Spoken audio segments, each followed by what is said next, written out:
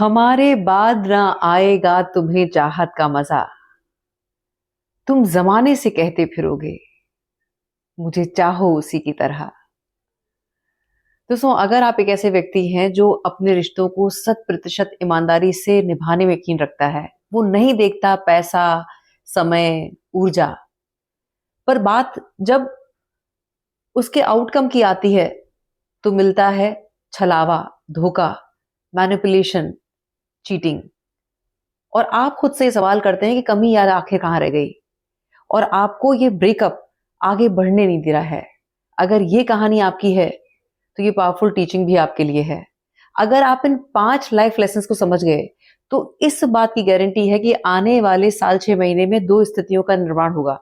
या तो कुदरत आपको अपने हाथों से चुनेगी किसी दिव्य कार्य के लिए, आपको ह्यूमैनिटी के लिए प्रयोग किया जाएगा, या फिर आपको आपके ट्रू सोलमेट से मिलवाया जाएगा, एक ऐसे व्यक्ति से जो आपके इन्हीं दिव्य गुणों की हमेशा कदर करेगा।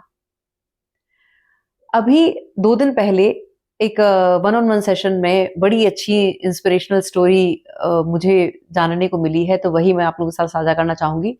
हमारे व्यूअर हैं जिनका मैं नाम नहीं लेना चाहूंगी, यही राजस्थान से हैं, और बाय प्रोफेशन वो गवर्नमेंट टीचर हैं, आरएएस एग्जाम्स की प्रिपरेशन कर रहे हैं, और उनका रिलेशनशिप था 8 साल का। वो शुरू में ही ये क्लियर थे, उनके दिमाग में एक ब्लूप्रिंट था कि इसी लड़की से मुझे शादी करनी है। तो उन्होंने उसके भी परिवार को पहले दिन से ऐसे ही ट्रीट किया कि जैसे ये मेरा अपना परिवार है। उनके घर की आर्थिक हालत अच्छी नहीं थी, लड़की के घर परिवार की आर्थिक हालत नहीं अच्छी थी, तो उसके लिए उन्होंने जिम्मेदारी ली, और वो अपनी तरफ से जो भी खर्चा वो कर सकते थे वो सब अपनी जिम्मेदारी से करते थे। लड़की की पढ़ाई लिखाई, साथ-साथ वो भी पढ़ रहे थे, उसको भी जो एग्ज़ाम्स की वो प्रिपरेशन कर रही थी, उसके लिए वो सब करना, बुक्स अरेंज करना, उसकी अपनी शॉपिंग की सारी जो ज़िम्मेदारी थी, वो बखूबी निभा रहे थे। अब 2024 में अक्टूबर या नवंबर में उनकी शादी होने वाली थी, और शादी को मात्र 4 महीने रह गए थे, और 8 साल का सुंदर रिलेशनशिप था। अब हुआ ये कि शादी के 4-5 महीने पहले लड़की किसी एग्ज़ाम के लिए वो देती है, टेस्ट देती है, और वो कॉन्फिडेंट होती है कि वो एग्ज़ाम क्लियर कर लेगी। अब उसकी लाइफ में लड़की की मौसी एंट्री मारती है और ये कहती है कि तू कहाँ फँस रही है? तेरे पास अगर तू एग्ज़ाम क्लियर कर लेगी तो और भी अच्छे रिश्ते होंगे और अच्छी अपॉर्च्युनिटी होगी। और वहाँ से लड़की की बुद्धि भ्रष्ट होती है, और फिर वो वही सारी चीज़ों में फँस जाती है। मैनिपुलेशन करना, बिना बात के नाटक करना, और तरह-तरह की माँ-बेटी ने वो लगा दी, डिमांड्स करना शुरू कर दिया कि जो ज्वेलरी लड़की के लिए बनेगी वो पहले हमारे पास आएगी, ताकि हम अपने और रिश्तेदारों को दिखाएँगे कि ये हम दे रहे हैं। फादर साहब ने अलग एक वो रख दी कि आप पहले जो प्रॉपर्टी आपके नाम है, लड़के के नाम सारी प्रॉपर्टी थी, कि जो आपके नाम है वो आप हमारी बेटी के नाम करोगे, इस तरह से। अच्छा, जो हमारे व्यूअर थे उनका मन इसलिए खट्टा हो रहा था क्योंकि जब वो एक्स्ट्रा माइल जाके बियॉन्ड अपनी जो कहते हैं ना शक्ति सामर्थ्य से भी जाके जब वो उस रिश्ते को निभा रहे थे, तो फिर ये इस तरह की नाजायज मांग उनको, मतलब मजा नहीं आ रहा था उस रिश्ते में। तो उन्होंने फिर फर्म तरीके से ये डिसाइड किया कि 3 महीने पहले उन्होंने कहा कि नहीं, इस तरह से मैं इसको कंटिन्यू नहीं कर पाऊँगा क्योंकि मुझे मज़ा नहीं आ रहा है। क्योंकि अब मेरे भाव का कुभाव हो रहा है। जिस रिश्ते को मैं शिद्दत से निभाना चाहता था, अब ये सब जो चल रहा है ड्रामा, वो मुझे मज़ा नहीं दे रहा है। और वो प्रेम पूर्वक उस रिश्ते से बैक स्टेप कर लेते हैं। अब यहाँ उनकी जो ब्यूटी है, वो सामने ये आती है कि वो ये बोल रहे थे कि मैम, बस मुझे अब जो दिक्कत है वो इस बात से है कि हमारे घर में सारी शादी की तैयारी चल रही थी। रूम में किस तरह के कर्टेन लगने हैं, कैसा पेंट होना है, पीओपी, वो सब कुछ जो चल रहा था, वो सब उसकी चॉइस का था। अब पूरे दिन मैं बिज़ी रहता हूँ, मेरे पास कॉलेज है, स्कूल है, प्रिपरेशन है, वो सब है। लेकिन रात को कई बार ऐसा होता है कि अचानक 1:30-2 बजे नींद खुल जाती है, तो मुझे वो मेमोरीज़ ट्रिगर करती हैं कि ये सब क्या था? मतलब मैंने अपने जीवन के 8 साल व्यर्थ कर दिए, मैं एक लड़की को नहीं समझ पाया। ये सब मेरे साथ ऐसा क्यों हुआ? तो वो जो मेमोरीज़ मुझे ट्रिगर करती हैं, वो उस समय मुझे विचलित कर देती हैं, और ये वो चीज़ें हैं ना मैं अपने दोस्तों से शेयर कर सकता हूँ, ना अपने पेरेंट्स से। लेकिन अब मेरा रिलेशनशिप को लेके इतना विरक्ति वाला भाव आ गया है कि जिस स्कूल में मैं पढ़ा रहा हूँ, वहाँ एक 3 साल की बच्ची है, जो कि अनाथ है। और अब मेरा मन ये करता है उनकी जो व्यूअर हैं उनकी उम्र 27 साल है, तो वो ये बोल रहे थे कि मेरा मन ये करता है कि मैं अपनी एक गोल बना के अपनी प्रिपरेशन की तैयारी करूं और उस बच्ची की जिम्मेदारी लूं, और फ्यूचर में मैं ऐसी लड़की से शादी करना चाहूंगा जो इस जिम्मेदारी को बखूबी निभाने के लिए तैयार होगी, मेरे साथ वो बच्ची को अडॉप्ट अगर करने को तैयार होगी तो।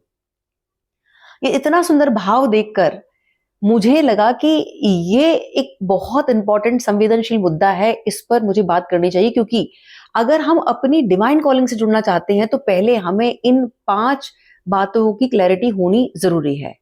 सबसे पहला, जो सांसारिक दृष्टिकोण से धोखा, छल, मैनिपुलेशन लगता है, अगर हम आध्यात्मिक और धार्मिक दृष्टिकोण से देखें तो ये लीला है। अगर हम भगवान श्री राम के बात करें तो जब उनका वनवास राज तिलक होना था और उनको वनवास का आदेश दिया। अब अगर इस घटना को अगर हम उस तरह से देखें लीला के तहत, तो आप ये देखो कि सब कुछ बहुत अच्छा चल रहा था, 4 महीने बाद शादी होनी थी, मतलब राज तिलक होना था, और मौसी एंट्री लेती है लड़की की जिंदगी में, मंथरा की तरह भड़काती है, और लड़की की माँ केकई माँ बन जाती है और सब करे कराए पे पानी फेरती हैं। लेकिन ये लीला के तहत हो रहा है क्योंकि नियति हमारे जो व्यूअर हैं उनके लिए कुछ महान सोचे बैठी है। अगर वो ये सब चीजें शुभ तरीके से हो जाती तो उनका वो जो ड्रीम है, जो उनके भीतर इतना सुंदर भाव है, वो कभी फलीभूत हो ही नहीं पाएगा। फिर वही सब चीजें हैं, पहले शादी हो गई, फिर बच्चे हो गए, फिर वही उनके डायपर्स और वो सारे वैक्सीन लग रहे हैं, फिर स्कूल की फीस इसी में लग जाएगा जीवन। तो अगर हम बड़ी पिक्चर को देखें तो नियति ने उनके लिए कुछ सोच रखा है, इसीलिए ये हुआ है। अब जो दूसरा लेसन है वो ये है कि जो व्यक्ति अपने पास्ट और अपने प्रेजेंट के साथ शांति स्थापित कर लेता है, ये गारंटी है कि उसका भविष्य उज्जवल है। क्योंकि हर दिन हमें जो नियति है वो लाइफ लेसन सिखा रही है। हम क्या होता है कि अपने पास्ट के ये सारे इवेंट्स होते हैं उसमें अटक जाते हैं, दोष भावना में जीते हैं कि मेरे साथ ऐसा क्यों हुआ।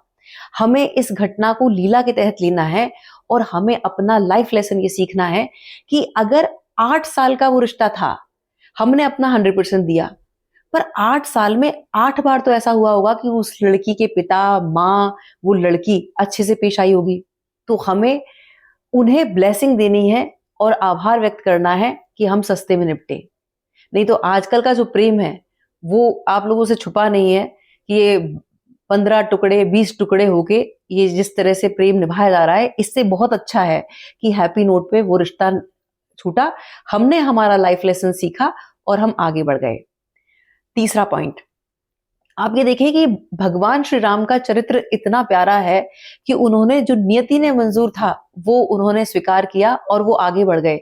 वो फ्लो में आगे बढ़ते रहे, वो ये नहीं था कि उसमें स्टक होते। अगर भगवान श्री राम चाहते तो ये कह सकते थे अपने पिताजी से कि ठीक है मैं एक्सेप्ट कर रहा हूँ 14 वर्ष का वनवास, एक काम करो मेरे लिए एक आलीशान महल बनवा दो वन में, और नौकर चाकर रखो, 14 साल में काट के आ जाऊंगा, आपकी भी बात रह जाएगी मेरी भी बात रह जाएगी।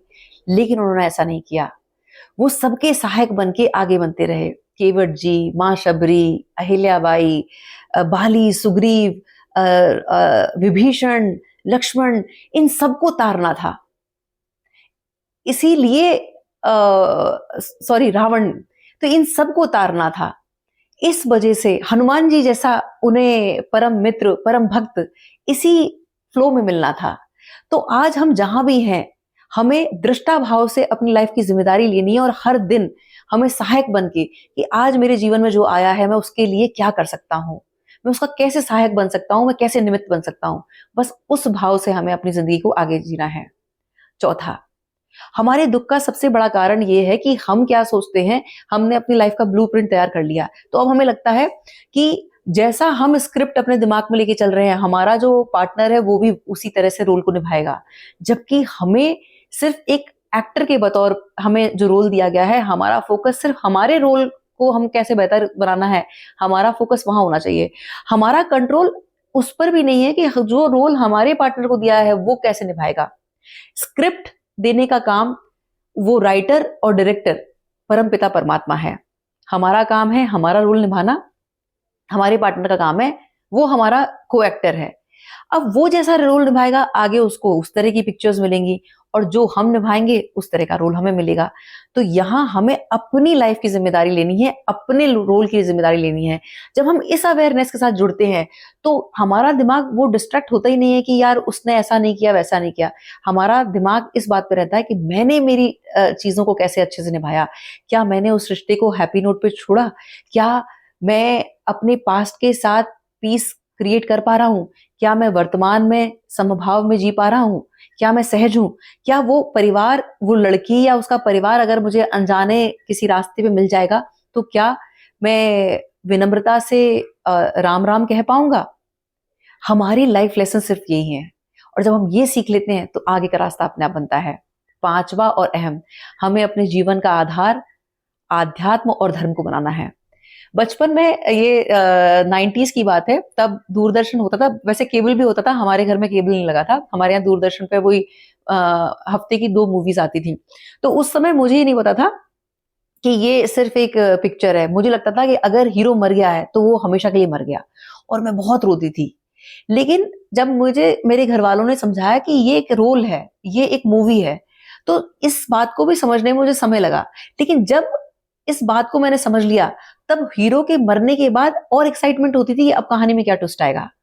तो सो ठीक इसी प्रकार से जब हम धर्म और अध्यात्म में जुड़ते हैं, तब हमें हर चीज लीला लग रही होती है। मतलब रोना आएगा, लेकिन जो वो सालों साल का था वो सस्ते में निपटेगा और बहुत शॉर्ट उस पे आएगा।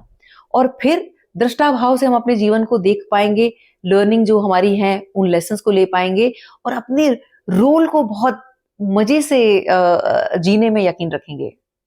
अब सार इस वीडियो का ये है कि जिस आत्मा की इतना पवित्र भाव है, जो 27 साल की उम्र में इतना सुंदर भाव रख रहा है कि अब मुझे अपनी जिंदगी को एक बच्ची के नाम करना है, मुझे ऑफिसर बनना है और उसे एक अच्छी लाइफ देनी है, जिसका इतना पवित्र भाव है, जिसकी सोच इतनी प्यारी है, तो नियति उसका बुरा कैसे कर सकती है। तो हमें सिर्फ फोकस अपनी नेक नियत पे रखनी है, फिर नियति हमारे लिए जो सर्वश्रेष्ठ होगा वो हमारे लिए अपने आप प्लान करेगी। ईश्वर में विश्वास रखें, आत्मविश्वास में रखें, और सबके साथ संभाव से जुड़ें।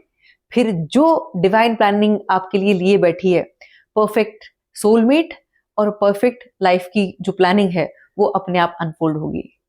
बहुत बहुत आभार, नमस्कार, जय श्री राम।